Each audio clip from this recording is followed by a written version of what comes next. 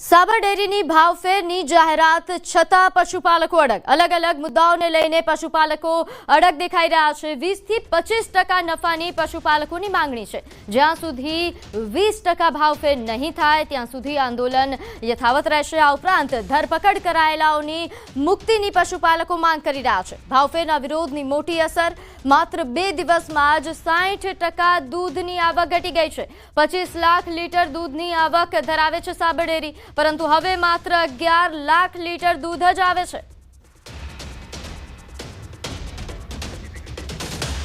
તો આ તરફ અરવલ્લીના ગામડાઓમાં પણ સાબર ડેરીને લઈને ઉગ્ર વિરોધ થઈ રહ્યો છે। મોડાસા નડિયાદ સ્ટેટ હાઈવે પર દૂધની નદીઓ વહી દૂધ મંડળીઓમાંથી દૂધ ભરી જતા વાહનનું દૂધ હાઈવે પર જ ઢોળી દેવાયું। હીરાપુર, હીરાખાડી આ ઉપરાંત રોહિતનગર મંડળીમાંથી ભરાયું હતું દૂધ। કોંગ્રેસ કાર્યકરો અને પશુપાલકોએ વાહન રોકીને વિરોધ કર્યો। દૂધના કેન સ્ટેટ હાઈવે પર ખાલી કરીને વિરોધ કરવામાં આવ્યો। તો સાબરકાંઠા અને અરવલ્લીમાં આંદોલન વધુ ઉગ્ર બની રહ્યું છે। સાબર ડેરી ભાવફેર મામલે હજુ પણ આંદોલન યથાવત છે। પશુપાલકોનો વિરોધ તેમજ ડેરીએ પોલીસ રક્ષણ આ વિરોધ સામે આપ્યું છે। નોંધનીય છે કે દૂધના ટેન્કરે પોલીસ બંદોબસ્ત વચ્ચે લઈ જવાઈ રહ્યા છે। દૂધના ટેન્કરને પોલીસે એસ્કોર્ટ કર્યા।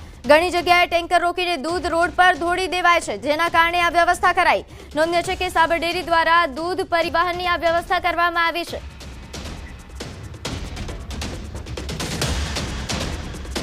ત્યારે હાલ આ મામલે વધુ વિગત સાથે આપણી સાથે સંવાદદાતા ઈશાન લાઈવ જોડાઈ ગયા છે। ઈશાન, હજુ પણ પશુપાલકોનો વિરોધ યથાવત છે, આંદોલન યથાવત છે, વચ્ચે સાબર ડેરી દ્વારા દૂધ પરિવહનની જે નવી વ્યવસ્થા કરાઈ તેને લઈને વધુ વિગત।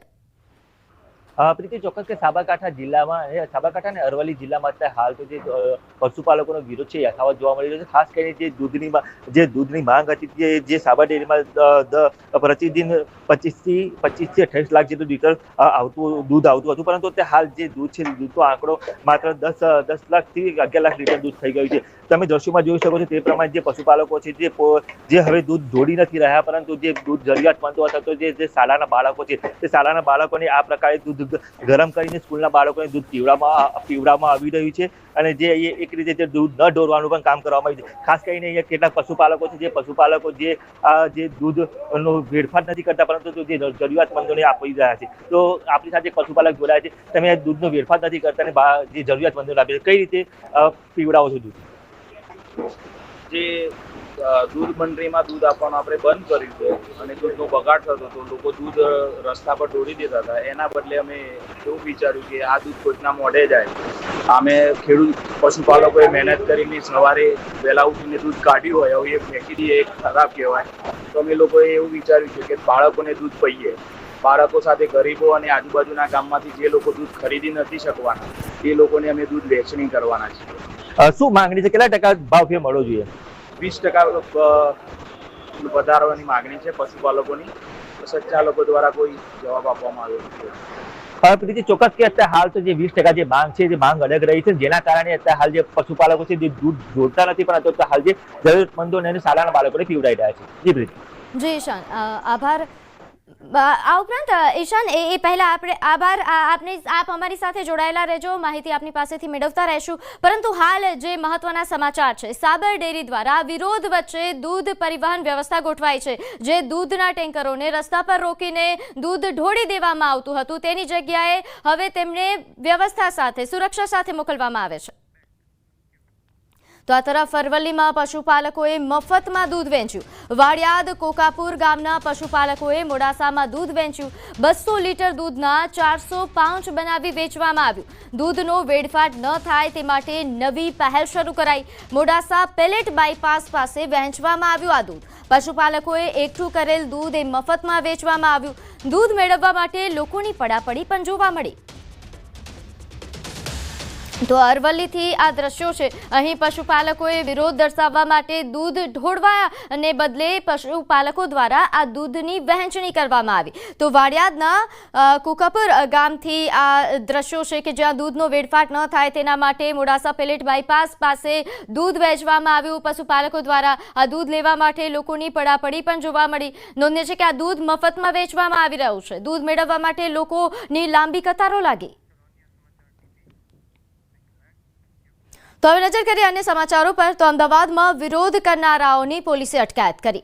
આનંદનગર ગોપાલ આવાસમાં જનતાએ રેડ બાદ ઢોલ વગાડ્યા. ઢોલ વગાડી સ્થાનિકોએ રસ્તા પર વિરોધ કરતા પોલીસે સ્થાનિકોની અટકાયત કરી. આ વિસ્તારમાં દારૂ વેચાતો હોવાની જાણકારીના આધારે ગઈકાલે રેડ કરવામાં આવી હતી.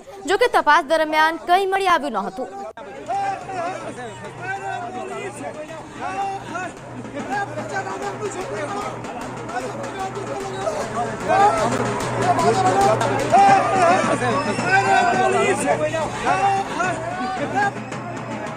કોઈ પણ પ્રકારનો વિરોધ પ્રદર્શન નહોતો. આ લોકોનો અવાજ હતો.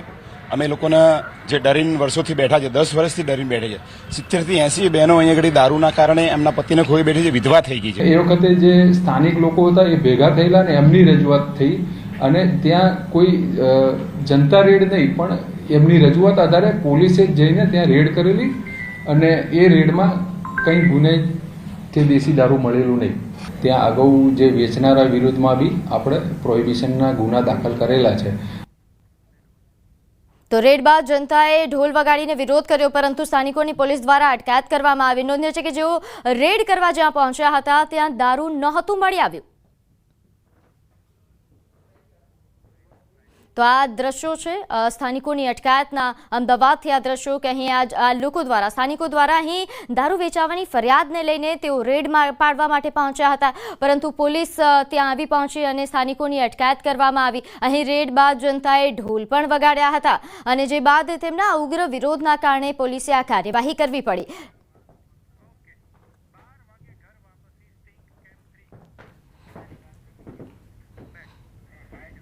તો હવે વાત 12 વાગે ઘર વાપસીની.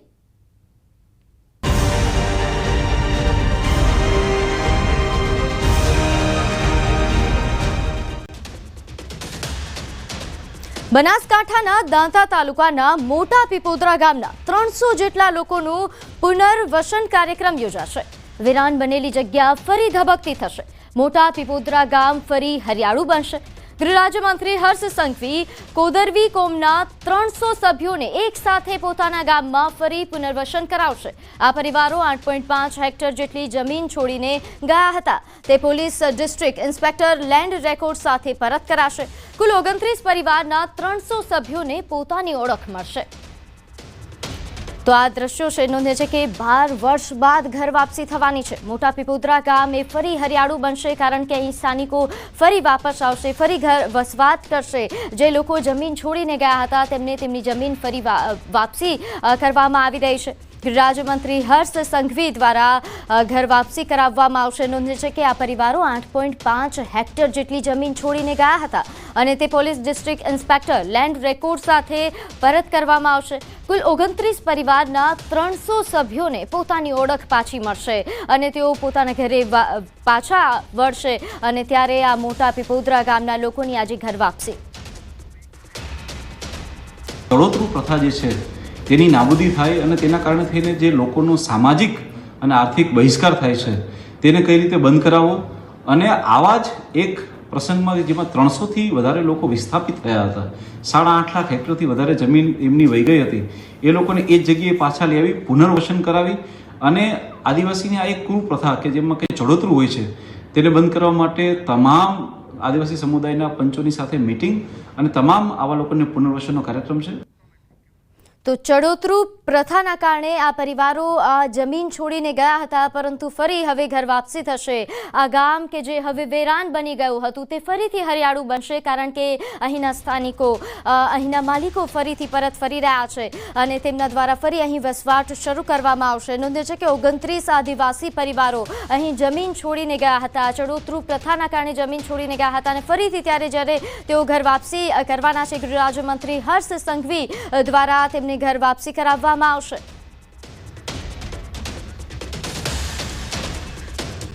તો પંચમહાલના ઘોગંબાના રણજીત નગર ગ્રામ પંચાયત નજીક બગીચા પાસે ફાયરિંગની ઘટના સામે આવી.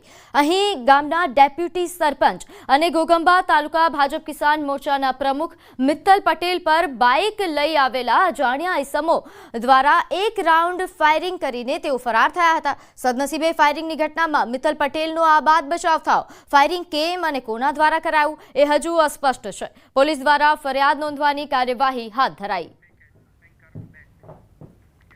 તો જૂની અદાવતમાં રાજકોટમાં જીપ માથે ચડાવી હત્યાનો પ્રયાસ કરાયો. લાઈવ હત્યાના હચમચાવી નાખનારા આ દ્રશ્યો રાજકોટના છે. અહીં વાહન અકસ્માતની જૂની વાતનો ખાર રાખી જીપમાંથી ચડાવી હત્યા કરવાનો પ્રયાસ કરાયો. શહેરના કુવાડવા પાસે નવાગામના આણંદપર ગામે રહેતા નરેશ ઠાકોર નામના શખ્સ અને ગભરૂ સાસકિયાના ભાઈ શૈલેષ વચ્ચે અગાઉ બોલાચાલી થઈ. વાહન અથડાવા જેવી બાબતે બોલાચાલી થઈ, જેનો ખાર રાખીને નરેશ ઠાકોરે બોલેરો જીપ લઈને આવ્યો. એક વ્યક્તિ પર સ્કૂટર લઈને આવતો તેના પર બોલેરો ચડાવી દીધી હતી. આ અંગે નરેશ ઠાકોર સામે પોલીસ ફરિયાદ નોંધાવી છે. તો ભાવનગર શહેરમાં ફરી અસામાજિક તત્વોનો આતંક સામે આવ્યો. અહીં ચવડી ગેટ વિસ્તાર પાસે 3 યુવકોએ મહાનગરપાલિકાના ડ્રેનેજ વિભાગની ગાડી સળગાવી. નજીવી બાબતે થયેલી બોલાચાલીમાં ડ્રેનેજ વિભાગની ગાડી પર પેટ્રોલ છાંટીને આગ લગાવવામાં આવી. સદનસીબે ગાડીમાં રહેલ ડ્રાઈવરે જીવ બચાવી કૂદી ગયો. ફાયર વિભાગે ઘટના સ્થળે પહોંચી પાણીનો છંટકાવ કરી આગ કાબૂમાં લીધી. સમગ્ર ઘટનાના સીસીટીવી ફૂટેજ પણ સામે આવ્યા. આજે હું ગાડી લઈને અમારા શેઠનો ફોન આવ્યો કે ગાડી નવાપરામાં મૂકવા જવાની છે. તો 3 જણ આવ્યા. ગૌતમ છે નામ એમનું, ગૌતમ પરમાર, સુભાષનગર રહે છે. એની હારે 2 કોઈ ભાઈ હતા. એને એમ કે તારે માથાકૂટ કરવી લે, તું કેમ ગાડી રાખીને એમ કરીને સીધું પેટ્રોલ નાખ્યું. તો રાજકોટમાં જૂના ઝઘડાનો ખાર રાખીને કારમાં તોડફોડ. રાજકોટમાં ગુંડાઓ કેટલી હદે બેફામ બન્યા છે તે જુઓ. શહેરના જંગલેશ્વર વિસ્તારમાં મહોરમ સમયે થયેલા ઝઘડાનો ખાર રાખીને લુખ્ખાઓએ રેસ્ટોરન્ટ સંચાલક યાસીન સુહાનીની કારમાં તોડફોડ કરી. કુખ્યાત આરોપી સમીર ઉર્ફે મુરઘો સહિત 7 થી 8 શખ્સોએ તોડફોડ કરી. દ્રશ્યમાં જોઈ શકાય છે કે 2 થી 3 શખ્સ ધોકા લઈને આવે છે અને યાસીનની કાર પર તૂટી પડે છે. કારના કાચ પણ તોડી નાખે છે. ભક્તિનગર પોલીસે ગુનો નોંધી વધુ તપાસ શરૂ કરી. તો બીજી તરફ ભાવનગરમાં પણ લુખ્ખાઓએ 3 કારના કાચ ફોડ્યા. ભાવનગરમાં લુખ્ખાઓના ત્રાસ દિવસે ને દિવસે વધી રહ્યા છે. જાણે પોલીસનો કોઈ ડર ન હોય તે રીતે સુભાષનગરમાં રાત્રે વાહનોમાં તોડફોડ કરી હતી. સુભાષનગરના રાજપૂતવાડામાં અસામાજિક તત્વો ત્રાટક્યા હતા. આડેધડ પથ્થરના ઘા ઝીકી 3 થી વધુ કારમાં તોડફોડ કરી હતી. કારના કાચ તોડી ફરાર થઈ ગયા હતા. આ અંગેની જાણ સોસાયટીના રહીશોને થતાં લોકો ડરી ગયા હતા. પોલીસને ફરિયાદ કરી હતી. અંબાજી પંથકમાં પાણીનો પ્રશ્ન ઉઠ્યો છે. સરકાર દ્વારા અંબાજી પંથકમાં અનેક જગ્યાએ પાણીના જળ સંચય માટે વિવિધ ચેકડેમો બાંધવામાં આવ્યા, પરંતુ હાલમાં મહત્તમ ચેકડેમો તૂટેલી હાલતમાં છે, જેના કારણે ચોમાસામાં પડી રહેલા વરસાદના પાણીનો સંગ્રહ થવાને બદલે વહી જાય છે. ચેકડેમો તૂટેલી હાલતમાં હોવાના કારણે ખેડૂતો ફક્ત એક જ સિઝનનો પાક લઈ શકે છે. જો ચેકડેમ મજબૂત હોય તો ખેડૂતો 3 સિઝનનો પાક લઈ શકે તેવું ખેડૂતોનું કહેવું છે. દાંતા તાલુકા પંથકમાં મહત્તમ ચેકડેમો જંગલ વિસ્તારમાં બનેલા છે, પણ તેમાં પાણી ભરાવવાના બદલે તમામ ચેકડેમોમાં માટી ભરાઈ જતા પાણી ભરાતું નથી, જેથી માટીથી ભરેલા ચેકડેમોને ડિસલિસ્ટિંગ કરવામાં આવે તો ફરી આ ચેકડેમોમાં વરસાદી પાણી ભરાઈ જાય. એની અંદર 5 થી 6 ચેકડેમો બનાવેલા છે. એમની અંદર એક બી તૈયાર નથી, બધા તૂટી ગયેલા છે. અત્યારે ચેકડેમના બધા તૂટેલાના કારણથી અમારે પાણી બધું ખેતરની અંદર આવે છે, એટલે વ્યવસ્થિત બોધેલા હોય તો ખેતરોમાં ધોવાણ ના થાય. ફોરેસ્ટ વિભાગ અને અન્ય કોઈ સંસ્થા દ્વારા ચેકડેમો જે બનાવેલા છે તે કદાચ ડિસેટ થઈ ગયા હોય તો એને ડિસેટિંગ કરવાનું થાય. ધારો કે અમારી તાલુકા પંચાયત કોઈ કામ થયું હશે તો એ જોડાઈ લઉં છું, અને સિંચાઈ વિભાગ અને ફોરેસ્ટમાં કદાચ કામ બાકી હોય તો એ સંસ્થાઓને પણ મારે તો હું જાણ કરી ડિસેટિંગ કરવામાં સૂચના આપી. રાજ્ય સરકાર દ્વારા અંતરિયાળ વિસ્તારોમાં ખાસ કરીને પાણીના જળ સંચય માટે અને પાણીનો સંગ્રહ થાય તે માટે રહીને વિવિધ ચેકડેમો જે તે વિસ્તારમાં બનાવતી હોય છે, પણ ચોક્કસપણે કહી શકાય છે કે અંબાજીથી દાંતા પંથકમાં આવા અનેક ચેકડેમ બનાવાય છે, પણ ચેકડેમ જે છે માત્ર ખોટો ખર્ચો થયો હોય તેવું લાગી રહ્યું છે. આપને બતાવવા માંગીશ કે મારી સામે જે ચેકડેમ છે એ ચેકડેમ છે લાખો રૂપિયાના ખર્ચે બંધાયો છે, પણ હાલ તબક્કે જે ચેકડેમ છે જે તૂટેલો જોવા મળી રહ્યો છે અને તેના અંદરથી પાણી વહી રહ્યા છે. એટલું જ નહીં, અન્ય એ મારી બાજુમાં એક બીજો ચેકડેમ છે એ આપને બતાવીશ કે અડધો તૂટી ગયો છે અને હજી એમાં તિરાડો પડેલી હોય છે કે જેના અંદર પાણીનો ભરાવો થયેલો છે. એ તૂટેલા ચેકડેમ અને જે નદી છે, નદીના કારણે જે છે પાણીનું ખેતરોનું ધોવાણ છે, એ ખેતરોનું ધોવાણ પણ અહીંયા જોવા મળી રહ્યું છે.